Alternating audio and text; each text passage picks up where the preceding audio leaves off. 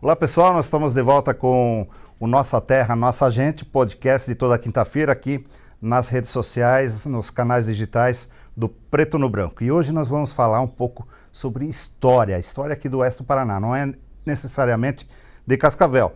Nós vamos conversar com um professor de história, historiador, pesquisador, Maurício, que é de Medianeira. E ele fez uma importante descoberta recentemente, há cerca de 4 anos, acerca de um pesquisador polonês que andou aqui por essas terras lá no início do século passado. E ele acabou falecendo, ele estudava pássaros e acabou falecendo, contraiu malária, provavelmente na região de Porto Mendes, em Marechal Cândido Rondon, seguiu até Foz e acabou morrendo ali num lugar chamado Pinheirinho, que hoje pertence ao município de Matelândia. E o pesquisador, o Maurício, que vai conversar com a gente, descobriu lá a sepultura original desse pesquisador, conseguiu um recurso do governo polonês para restaurar esse local, que agora está sendo transformado num monumento e que vai passar a ser um ponto turístico. Então, acompanhe aí esse bate-papo com o pesquisador, o historiador Maurício. Acompanhe a partir de agora mais um podcast do Preto no Branco. Programa de hoje, Nossa Terra, Nossa Gente, com o jornalista Jadir Zimmermann. Te cumprimentando inicialmente para você falar, Maurício, um pouco da tua história, antes de falar da história dos outros. Então, boa tarde a todos, primeiramente, né? É um prazer poder estar aqui. Meu nome é professor Maurício Desorde, sou formado em História pela Unioeste, Marechal Cândido Rondon no ano de 2009, sou mestre em Sociedade, Cultura e Fronteiras pela Unieste de Foz no ano de 2015 e atuo há quase 9 anos como professor de História no estado do Paraná, professor efetivo. Em que cidade? Na cidade de Medianeira. Em Medianeira. Isso. Uhum. Mas sempre eu gostei da pesquisa, sempre me mexeu assim, meu chão é a pesquisa ali. Uhum. E foi o que me motivou a ir atrás, né? Certo. Agora, você é natural de Matelândia, né? Na verdade, natural de Medianeira, mas eu morei 13, 14 anos em Matelândia aí, antes de ir para Rondon fazer faculdade. Então você tem um link aí com Medianeira, Matelândia, Rondon pela faculdade. Isso, com a região como um todo. Certo. E como que você chegou? É importante que as pessoas saibam, né? Que há poucos dias esteve aqui uma embaixadora da Polônia em Curitiba, né? Isso. E você conseguiu um recurso da Polônia para fazer uma restauração de um marco que existia, que hoje está no meio do mato, né? Está em ruínas. Estava em ruínas, já estou restaurando ele, na verdade. Agora. Certo.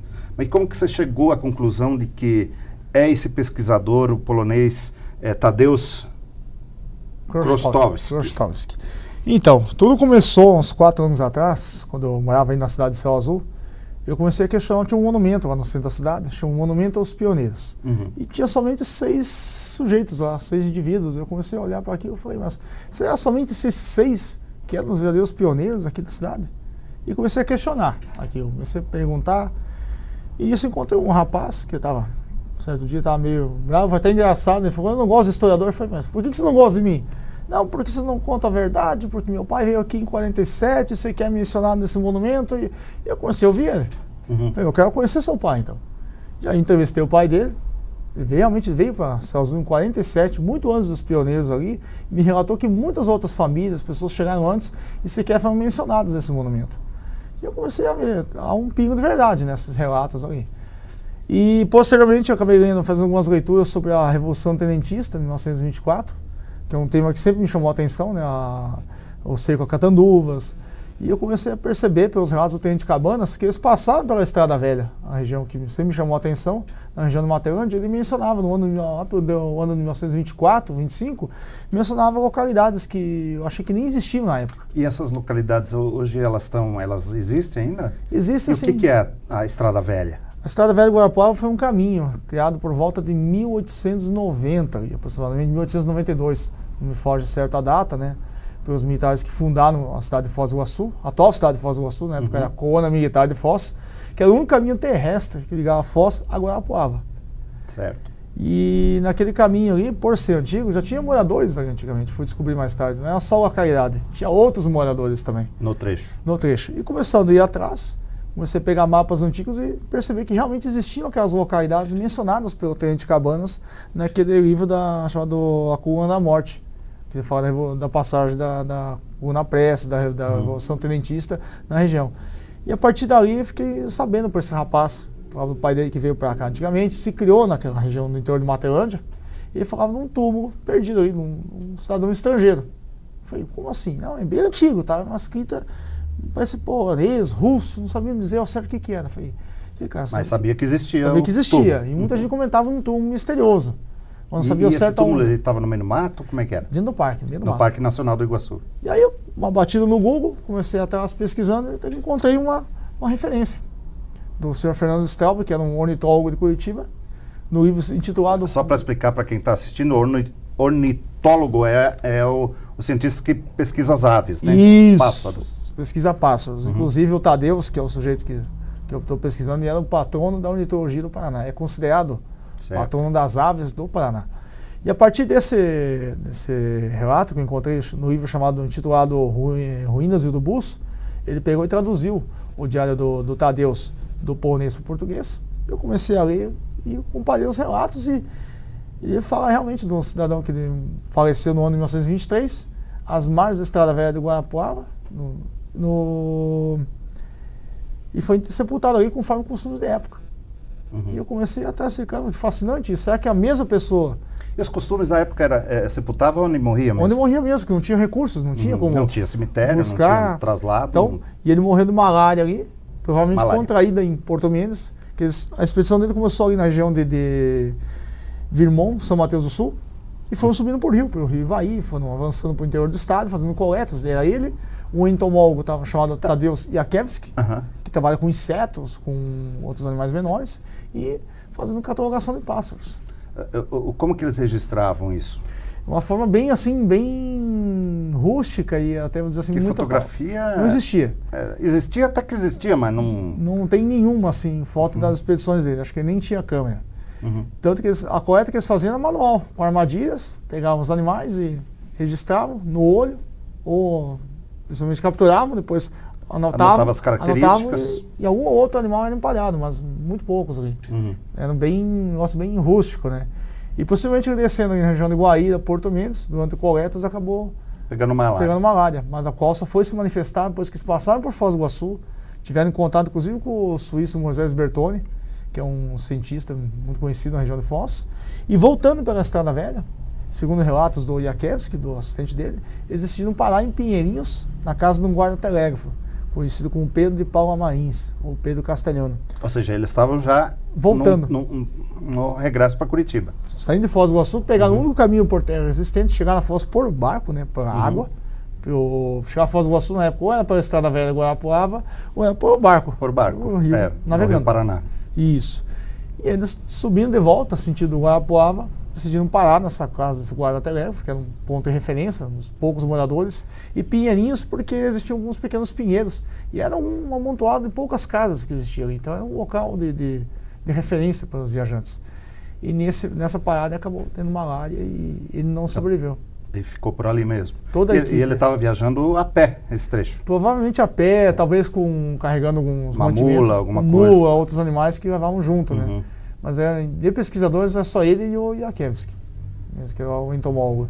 E esse Jakiewski sobreviveu ao acesso à malária. Ele, inclusive, foi o que assinou o atestado de óbito do Tadeus, qual se encontra em Foz do Iguaçu, documentação, e foi o que terminou a expedição e terminou o diário dele. Ele publicou as pesquisas lá na Polônia. Esse que acompanhou.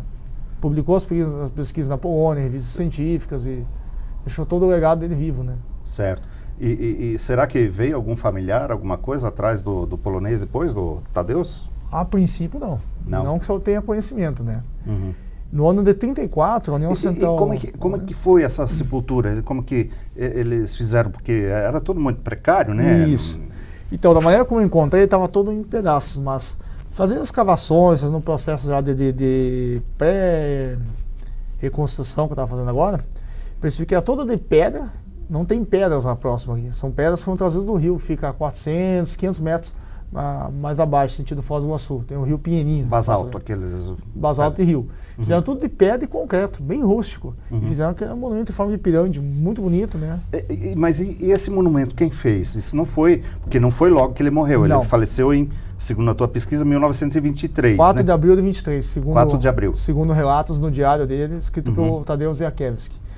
Em 34, segundo o historiador Rui Wachowski, a União Central Polonesa veio e para cá retirou os restos mortais dele que estavam muito próximo da estrada, exumaram e levaram mais próximo os restos mortais, mais para a região onde ele está atualmente, dentro do Parque Nacional do Iguaçu, que na época não era parque ainda. Certo. E ressepultaram ele ali e construíram esse monumento feito de concreto e basalto. Para construir isso, ele com certeza era uma pessoa importante Ele é muito conhecido, Polônia. na Polônia, mas aqui no Brasil praticamente não tinha muito pouco conhecimento de quem se tratava. As pessoas sabiam que tinha uma sepultura ali, tanto que quebraram inteiro o monumento dele. Vieram vândalos, aventureiros, pessoas em busca de... Sempre tem na região do parque aquele mito que se constrói de que há ouro lá dentro, que os jesuítas deixaram ouro, pessoas deixaram ouro lá dentro. Então, criou-se toda aquela fantasia de que existia ouro.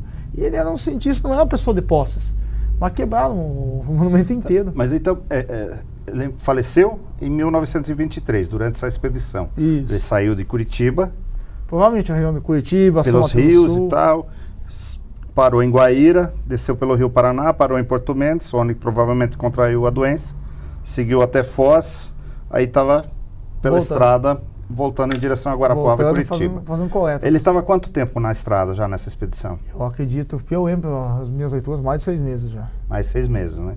De paradas. Daí ele faleceu em 1923. E em 1900 e quando que vieram os poloneses para construir esse memorial? 34. Eles foram lá, exumaram o corpo, levaram para um local mais afastado da estrada. Mais adequado. Essa estrada ainda existia, né? Sim, já existia, e a mesma ainda até hoje. É a 277? Não, é a Estrada Velha de Guarapuava. E onde que passa? Ela passa costeando o Parque Nacional do Iguaçu. Alguns lugares ela sofreu alteração, eu estou até lutando para a gente fazer o caminho original. Que em alguns lugares ela sofreu alteração, então ela entra dentro de fazendas e volta, mas o caminho original ela sai de Cascavel aqui. Mas ela existe, a estrada? Existe. Ela sai, o caminho original sai aqui perto da Ferroeste, em Cascavel ela começa, vai até Santa Teresa do Oeste. Chão. Tudo estrada de chão. Passa de Santa Teresa a Céu Azul, beirando o parque, aí, não tem petiscos, tem um caminho pessoal fazer bicicleta. Sim. Ela retorna lá em Céu Azul, próximo da Polícia Rodoviária Federal. Naquele caminho ali, ela segue, dali daquele lugar você vai seguir mais 37 km. Mas ela não entra no parque, eventualmente? Não. Em nenhum momento? Não, sempre costeando o parque. Mesmo após a criação do parque, ela foi usada como... Mas é o caminho original? Original. Alguns pontos ela sofreu alteração, mas eu diria que 80% dela ainda é o mesmo caminho original. Certo. E lá, então, nesse local que ele faleceu, aí o pessoal levou para dentro da área que hoje é o parque. Isso. Já era mata, né? Sim, provavelmente. sim. Dá 3, 4 meses da estrada. Quanto? 3 a 4 meses de distância da estrada, nem isso. Bem certo. Próximo. Fica bem próximo do leito da estrada. E o povo esqueceu disso aí? Então, ficou ali abandonado vários anos. Porque o memorial... Vieram vândalos. A notícia de que na década de 70 já estava quebrado. Segundo moradores, nos anos 70 já estava todo espedaçado já. Inclusive, eu encontrei pedaços da lápide original, feita de granito, tudo escrito em polonês. E eu estou em processo de restauração. Achei a cruz antiga também, a cruz de ferro. E aonde que estava? Estava lá no meio da terra, enterrado. Jogaram terra por cima. Então estava tudo bagunçado ainda. E fazendo escavações, revirando, mexendo, e eu acabei encontrando, né? E os restos mortais? Então, eu escavei, tudo feito manualmente, pedi ajuda para a Feitura de Matelândia, funcionários aí puderam me auxiliar, mas não encontramos nada. Não encontraram nada. Isso é explicado pela geografia nossa local, né? É muita umidade, por causa dos animais também aqui presentes, aí acabam devorando, e por conta dessa violação anterior, né? O pessoal acabou já quebrando anteriormente, simplesmente espalharam os restos mortais dele ali, sem o mínimo cuidado. Então. Nenhuma possibilidade daqueles poloneses que vieram na década de 30 de ter levado os restos mortais para a Polônia? Clandestinamente, eventualmente? Se for, clandestinamente. Se for, não há informação, mas o relato oficial é que ele foi exumado e enterrado ali. E qual que é o registro desse relato oficial? que é o que foi relatado pelo Fernando Straub, que é um ornitólogo de Curitiba, que fez essa pesquisa anterior, porém não conhecia na prática onde era. No mês de março desse ano, ele e uma equipe de jornalistas vieram para cá e eu mostrei para eles lá. E como que você descobriu que era ele, que era o polonês, aquela ruína lá? Então, com base, né, nesses relatos do Fernando Straub, fiz uma análise comparativa, peguei a distância, ele dizia que estava a 72 km de Foz do Iguaçu. Por GPS, fiz mais ou menos as contas, 72 km, batia com a região, Pinheirinho. Olhei nos mapas antigos, comparando os mapas, também constavam no mesmo lugar. E pela escrita ali, pelas escritas em polonês, e uma matéria antiga que eu encontrei do jornal lá do Rio de Janeiro, do Mensageiro, que constavam as escritas traduzidas, né, do polonês para português, o que estava escrito na frase. Eu falei, não tem como não ser ele. E pelas pedras que estavam ali, eu percebi que eram as ruínas do monumento original. E nessa lápide que você encontrou, que você está restaurando, o que estava escrito? Se eu não, salvo me engano, estava escrito ao destemido explorador da fauna brasileira, Dr. Tadeusz Kosztowski. Ah, tá o nome dele. Falecido na Sentinela da Ciência, pela União Central Polonesa, não lembro do ano certo, 1934. E eles trouxeram essa lápide junto de lá, provavelmente? Ou fizeram aqui? Ou fizeram, não sei dizer ao certo. Mas foi um trabalho assim, de até hercúleo, pelo tamanho das pedras que eu encontrei lá. Concreto que juntaram e armaram ali, não foi um trabalho muito fácil, não. Tá, e aí você descobriu, constatou que era o antigo túmulo dele, e o que você fez a partir de então? Você trouxe, você foi atrás de recursos, foi atrás de apoio para restaurar e transformar isso num ponto turístico hoje, né? Primeiramente, né, eu tenho que ressaltar que eu obtive primeiro a autorização, né? Primeiro eu soube essas informações. Porque está dentro do parque hoje, né? Vou ter que ver quem que é. Então, primeiramente tive que ir até do CMBio, peguei a autorização de pesquisa, aí efetivamente eu oficializei minha pesquisa, fui lá, identifiquei quem se tratava, né? Percebi que era ele. No mesmo dia ainda, pegando mapas antigos, falei, vamos tentar, que ele ficou na casa de um guarda-telégrafo. E analisando os mapas antigos, 10 km acima, a linha de telégrafo entrava dentro do parque. Então já tinha linha de telégrafo naquela época, sim, né? Ligando ao Foz do Iguaçu, a Guarapuava, Curitiba. A linha de 1905. 1905. 1905. Eu dei pesquisando e encontrei fragmentos da construção da linha de 1905. E 10 km para cima, sentido Cascavel, uma próxima comunidade chamada Campo do Bahia, a aproximadamente 280 metros dentro do parque, eu encontrei um poste telégrafo inteiro intacto de Guajuvira. Foi um achado assim espetacular, que vai ser transformado em trilha também, para o pessoal poder visitar. E o que se relaciona com a história dele? Ele pediu ajuda quando ele teve malária para Foz do Iguaçu por meio do telégrafo. Ficou na casa do guarda-telégrafo. Então a história dele está interligada com a linha telegráfica. Então a partir dessas pesquisas que eu fiz, né, consegui a autorização do parque, publiquei, eu tomei iniciativa e falei, vamos restaurar. Aí o pessoal falou, mas tu vai conseguir? Eu falei, vamos tentar. Eu falei, não, já tenho, mas quando não tiver não é possível, vou correr atrás. Aí que surgiu a ideia, uns 2 anos atrás, eu falei, vou restaurar esse monumento. Vou transformar num ponto turístico, um ponto de referência histórica, vou trazer à tona a memória dele, vai trazer assim contribuições importantes para a região, vai aumentar o potencial turístico da região. Então já pensei naquela época já no potencial futuro, né? Certo. Foi nisso que eu mandei um e-mail consegui por meio de um contato de um cidadão polonês lá de Virmont, consegui o contato do consulado em Curitiba. Aí eu mandei e-mail para o consulado, com o projeto já pronto, que eu queria fazer, o potencial turístico e tudo mais, toda a pesquisa. Umas 2 semanas depois, o consulado me respondeu pedindo para mim lá conversar diretamente com a cônsul. Eu tinha interesse em ajudar. Aí juntei recursos próprios, fui de ônibus, uma quinta-feira à noite, na sexta de manhã me atenderam exatamente no horário. Tive um bate-papo bem legal com a cônsul, a senhora Marta Olkowska. E ela ficou muito empolgada com a ideia e falou, nós vamos ajudar. Ela viabilizou o recurso para... Inicialmente, mas precisava de uma contrapartida do Brasil. Aí foi uma luta, cara.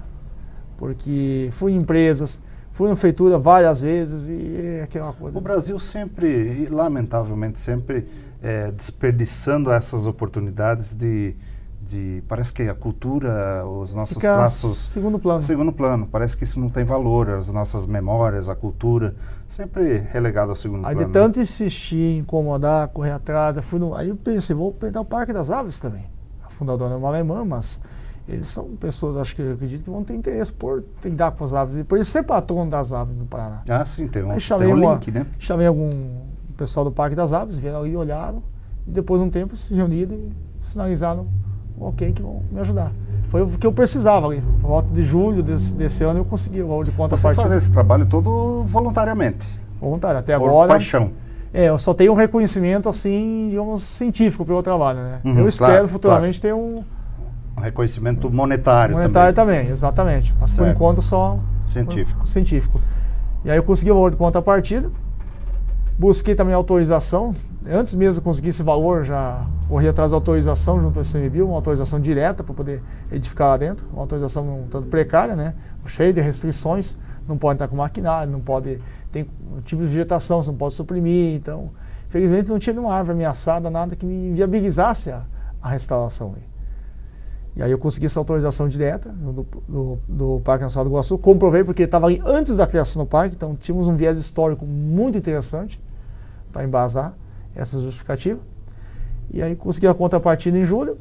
Agosto comecei a correr atrás das tratativas. O Cimbaterante sinalizou também com ajuda. A partir do momento que eles viram que o trabalho cresceu, o tamanho da ajuda que eu consegui, junto do governo da Polônia, do Parque das Aves, aí eles falaram, nós devemos te ajudar em forma de serviço. Eu falei, tá ótimo. Mão de obra, né? Certo. Aí corri atrás também do contratação do pedreiros, né, construtores, etc. Para fazer obra. Isso, e atualmente já estou em fase de edificação. E vai ser uma réplica daquele outro monumento. Original, com algumas alterações. Não vou utilizar, inicialmente eu cogitei utilizar as pedras originais, mas é muito complicado trabalhar com concreto e pedra, e decidimos, conversando com os consultores, com o engenheiro, fizemos somente de tijolo por dentro, revestimento concreto, depois eu tenho pedra Miracema por fora, que vai ficar muito parecido com as pedras originais, basalto, ficar um monumento bonito. A mesma cruz que eu encontrei embaixo da terra, essa semana eu vou fazer um processo de desoxidação dela, tirar a ferrugem dela, vai ser colocada a mesma cruz original também, com as iniciais dele, um T e o C, no monumento original.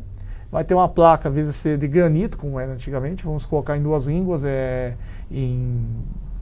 inicialmente em português e polonês, né, com dizeres parecidos com o que existia na época, original, mais fiel possível. Vai ser feito num outro material, não é um bronze, assim, veja o nome agora. Um material que imita um material que imita o bronze, mas menos valoroso, né, para evitar roubos, né, e vai ficar igualmente bonito. E a trilha de acesso vai ser alargada, né, vai ser uma trilha, vai ser lá do Rio. Tudo com permissão do Parque Nacional. Do Parque Nacional. E isso, eles encamparam a ideia. Vamos fazer uma trilha interpretativa muito bacana, que se integra no novo plano de manejo do parque, também de trilhas interpretativas. Vai se integrar o caminho do Piabiru, o caminho dos revolucionários, que são outras estradas que se encontram aí. Então vai ser um negócio bem interessante. Vai ser só um monumento em si. Certo. Vai ter todo um histórico também. Essa questão da passagem dos revolucionários pela região. Tem um negócio assim, um lugar que chama Picada Benjamin. Por que se chama Picada Benjamin? Qual que é a relação disso com a passagem dos revolucionários? A Picada Benjamin atualmente fica numa Serra do Benjamin.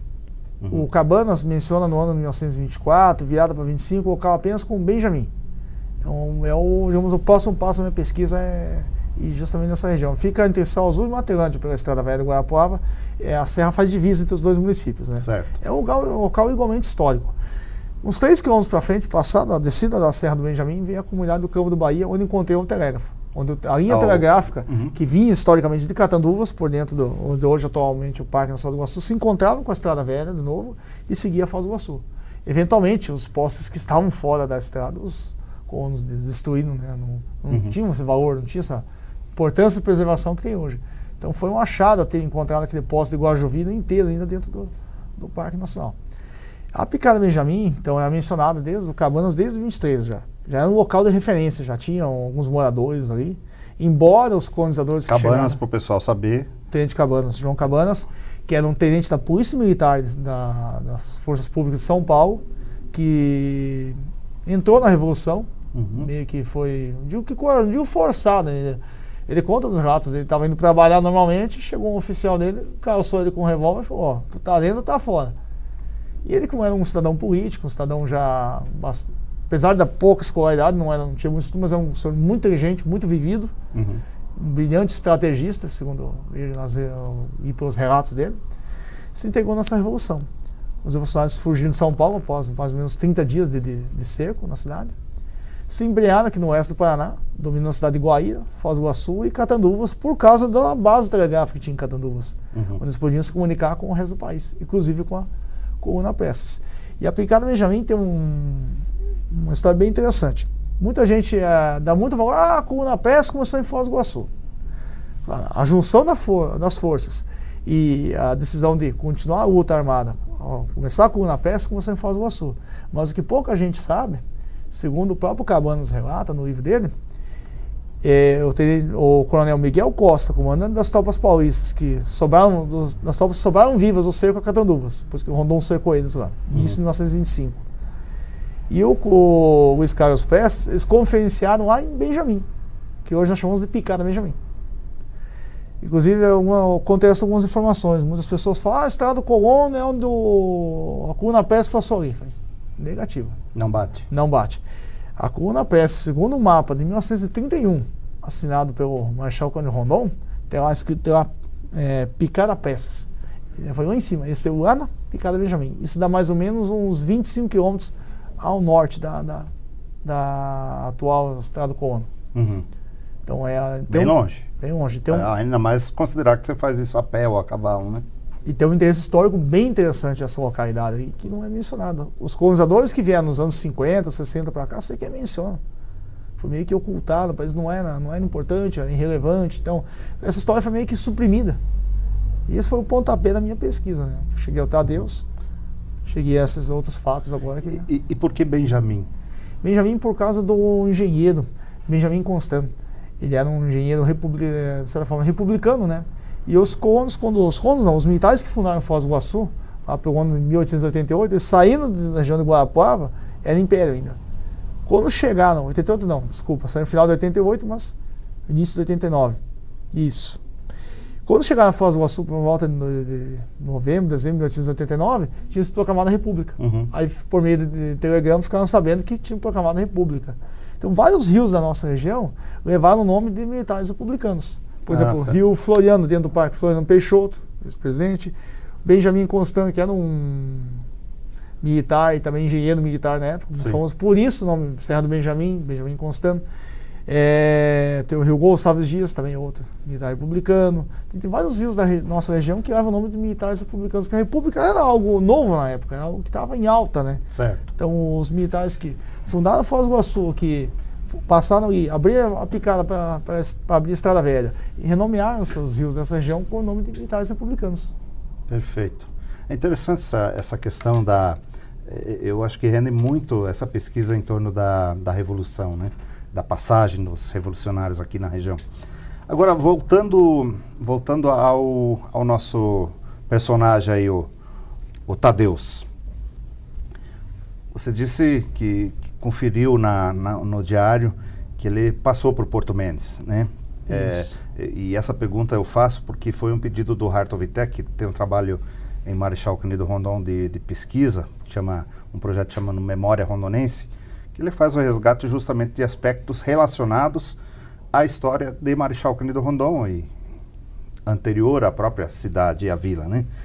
E Porto Mendes, que hoje está o Porto Mendes original mesmo está embaixo d'água, foi um ponto importante. Tinha inclusive estrada de ferro ligando a Guaíra.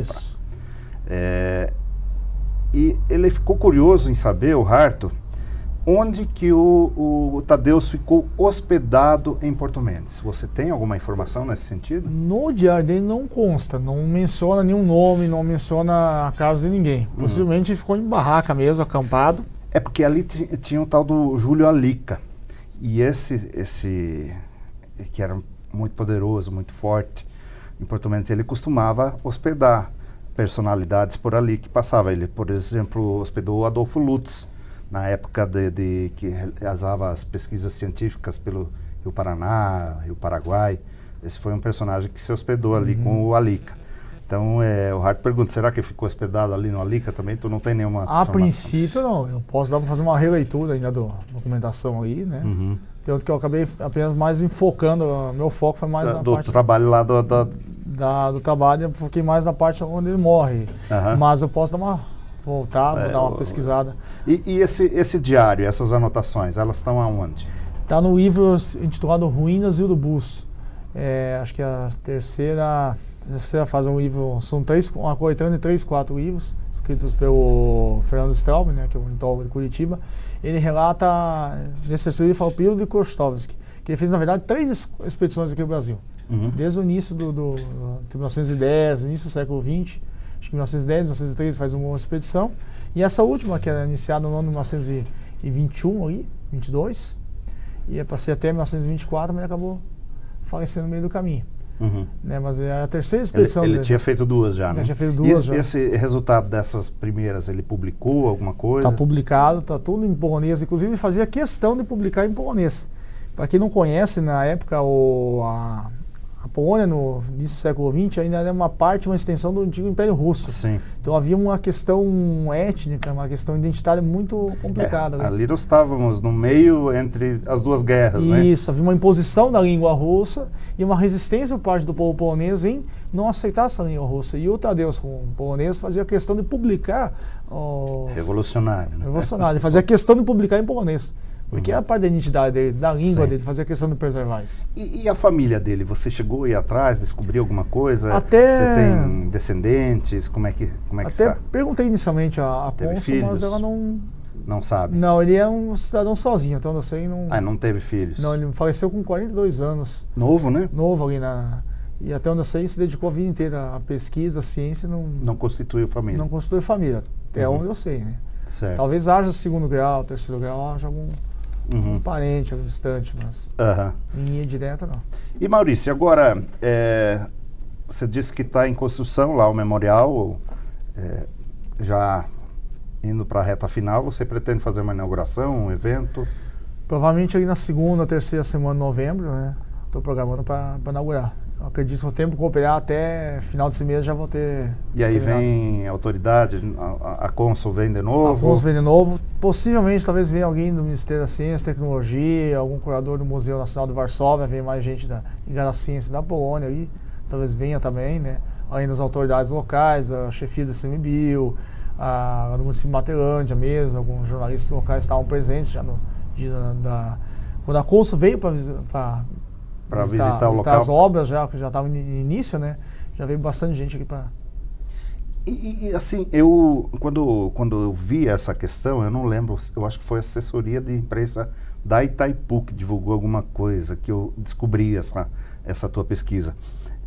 Eu percebo, eu entrei em contato com o pessoal de Matelândia, assim, pouca gente sabe, né? Pouca gente sabe que tanto Matelândia, Celso Mediana, como eu comentei, eles têm uma história superficial contada, né? A partir de uma ótica da vista dos colonizadores. Os colonizadores que vieram na década de 50. Isso, tem um livro escrito por Rodel, historiador de Santa Helena.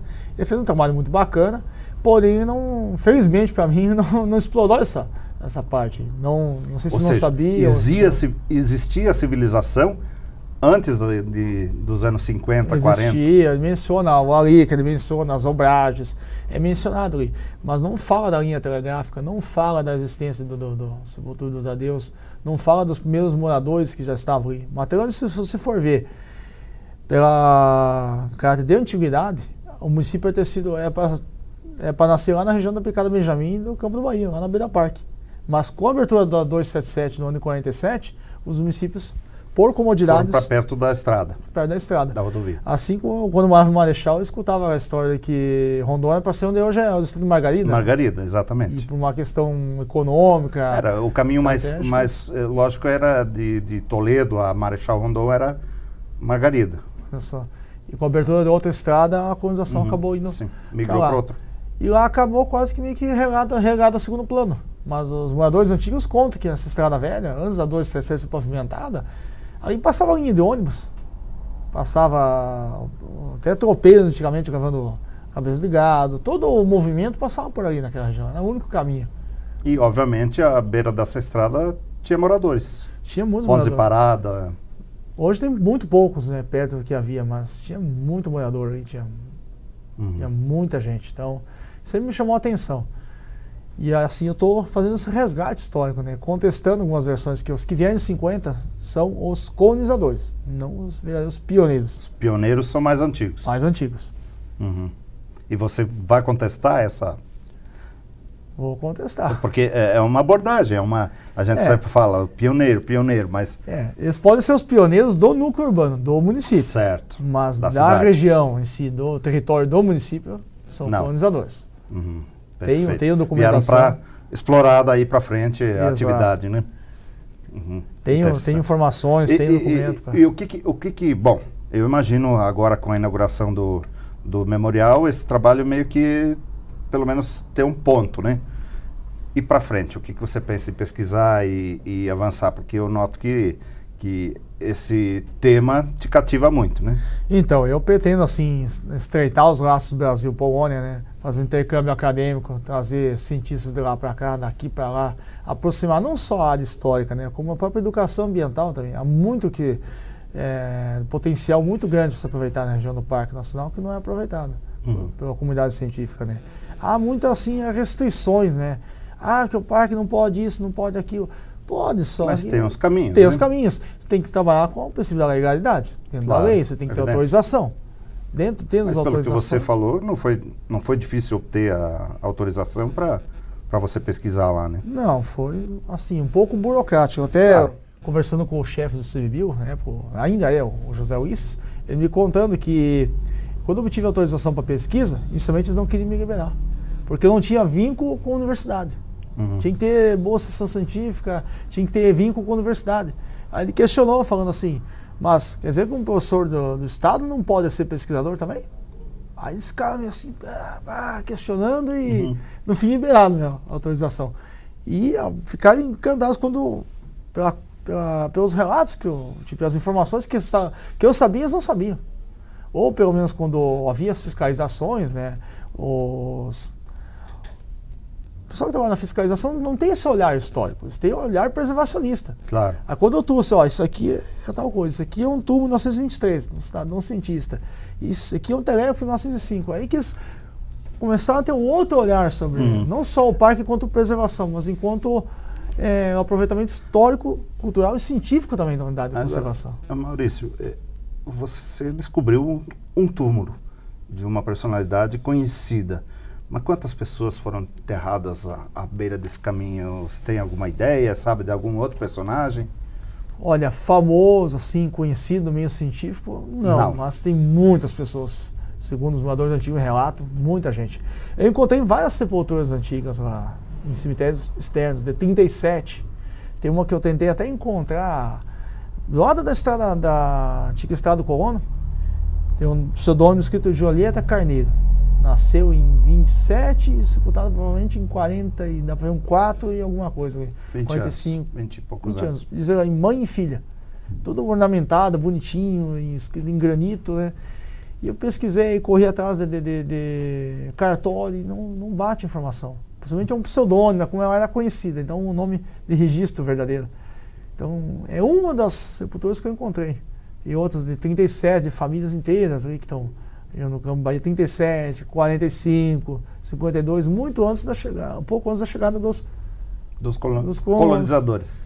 Só isso já evidencia que havia mais gente ali. Havia, claro, evidentemente. Só que como não eram conhecidos, né, essas outras pessoas foram enterradas ali na terra, só com uma cruz de madeira, então se perdeu.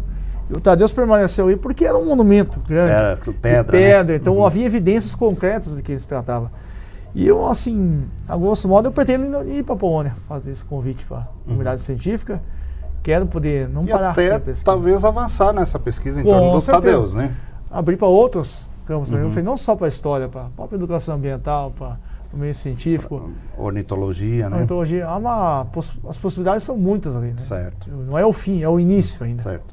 Maurício, a conversa está boa, a gente poderia ficar horas aqui falando, porque um assunto puxa o outro, né? História é assim, mas nós temos o nosso compromisso de horário, mais ou menos, e eu quero te agradecer por ter aceitado o convite, ter vindo de Medianeira para cá, para a gente gravar isso presencialmente, e te deixar o Preto no Branco sempre à disposição. Quando estiver fazendo algum estudo, alguma pesquisa, algo interessante, nos mande um convite quando for inaugurar, que nós vamos fazer questão de estar presente. Com certeza. Fica aí o convite de vocês. Provavelmente ali na segunda ou terceira semana de novembro.